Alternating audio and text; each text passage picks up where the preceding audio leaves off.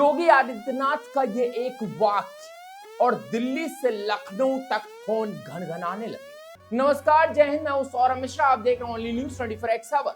उत्तर प्रदेश में अजीब सा सन्नाटा है, लेकिन ये शांति नहीं, ये वो खामोशी है जो बड़े तूफान से पहले आती है। लखनऊ के 5 कालिदास मार्ग यानी सीएम आवास से एक खबर छनकर बाहर आई, जिसने बड़े बड़े बाहुबलियों, भ्रष्ट अधिकारियों और सियासी मगरमच्छों की नींद उड़ा दी।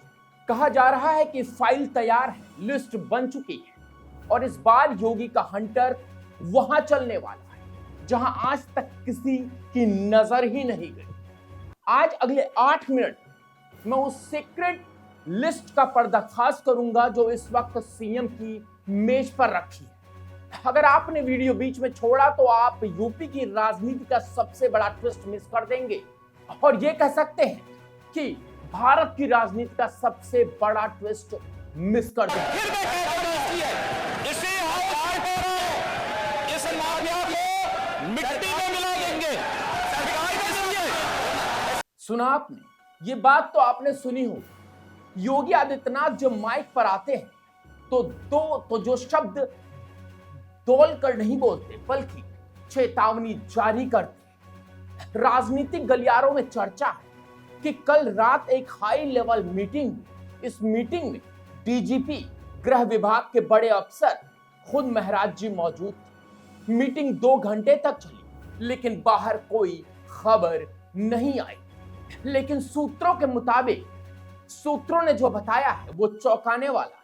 खबर है कि योगी जी ने अधिकारियों से साफ कह दिया है, अब छोटे गुर्गों को छोड़ो, मुझे वो चेहरा चाहिए जो पर्दे के पीछे बैठा है।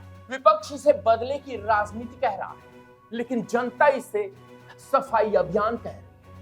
सवाल ये है, आखिर यह अगला नंबर, अगला वार किस पर है? क्या कोई नया नेता है या फिर कोई नेता है, कोई बिल्डर या कोई ऐसा सफेद पोश जो अधिकारी जो अब तक सिस्टम को दीमक की तरह चाट रहा है? अब ध्यान से सुनिए।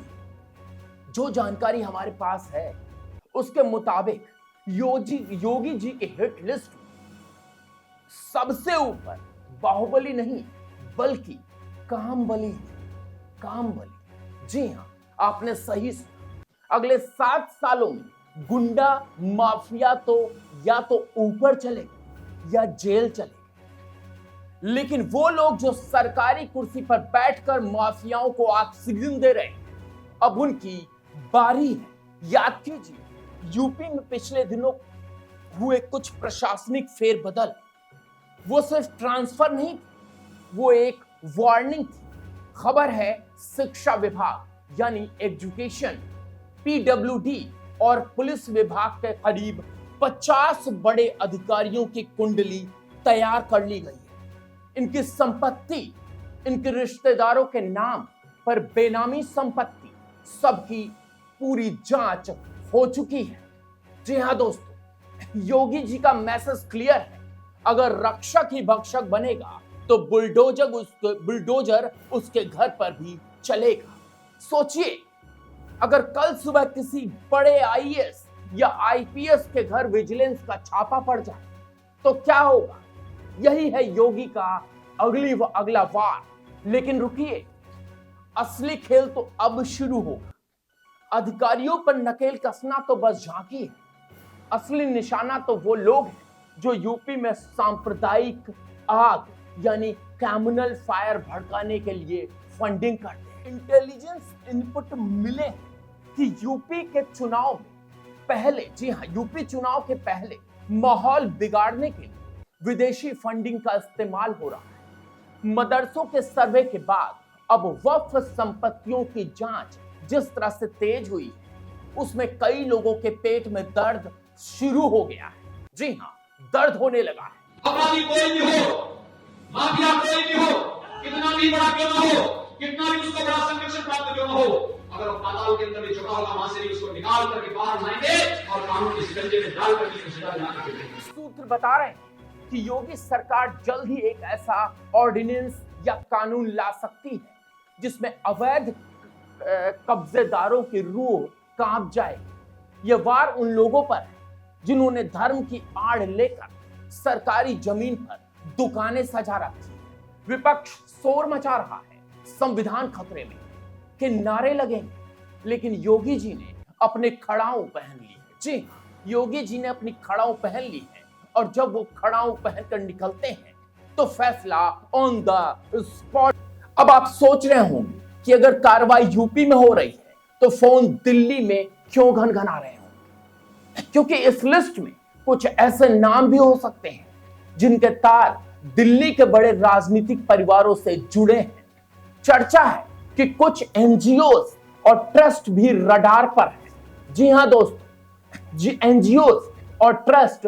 विपक्ष को डर है कि अगर योगी जी ने इन फाइलों को खोल दिया तो 2027 तो दूर, ये लोग अगले 10 साल तक चुनाव लड़ने लायक नहीं बचेंगे। इसीलिए आप देख रहे होंगे कि आजकल सोशल मीडिया पर योगी जी के खिलाफ फेक न्यूज की बाढ़ आ गई है। जैसे मणिकर्णिका घाट वाला झूठ आप सबने देखा, ये बौखलाहट बता रही है कि तीर सही निशाने पर लगा है। जी हां दोस्तों, सही।